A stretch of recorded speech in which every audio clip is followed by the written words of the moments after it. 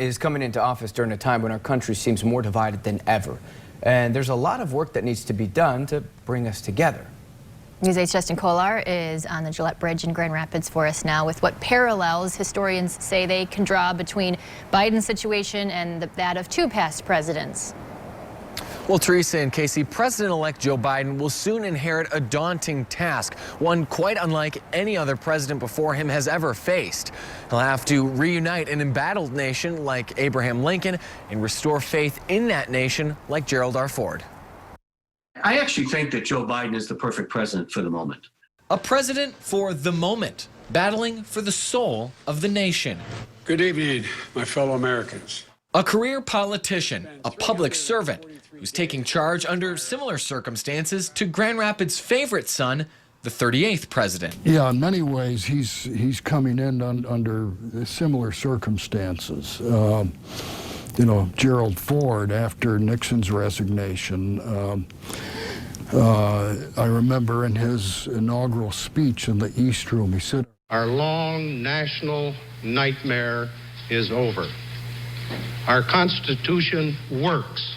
I think we saw the same thing 2 weeks ago after the attack on the Capitol. The attack, one of the reasons Biden, like Ford, won't have a traditional inauguration. Gerald Ford didn't have an inauguration. He was just sworn in. And for the obvious reason that he was stepping up. So I don't know that there is any parallel to this inauguration. To find one parallel, you'd have to go back 160 years to the inauguration of the 16th president, Abraham Lincoln. The war was going to start very soon, the Civil War. He was escorted to the Capitol by a huge number of cavalry and armed infantry troops. But there was an inauguration, and there were people there on the mall. This year, of course, there won't be anybody on the mall. It'll be closed.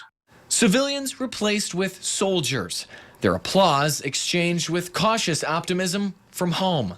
Joe Biden is inheriting some enormous challenges, probably as grave as Lincoln inherited at the beginning of the Civil War. You know, we talked about Gerald Ford, but I think Lincoln inherited an even bigger challenge.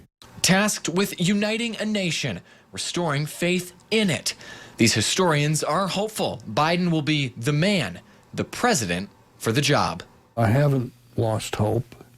I hope my fellow citizens haven't lost hope. Our democracy has survived 234 years. I see no reason why it can't survive another 234 years and then some. Now, coming up in your next half hour, we'll take a closer look at some of the traditions that are set to be broken today by the outgoing president while welcoming in the incoming administration and what that could mean for our country moving forward. We're reporting live downtown Grand Rapids this morning. Justin Kolar, News 8. All right, thank you, Justin.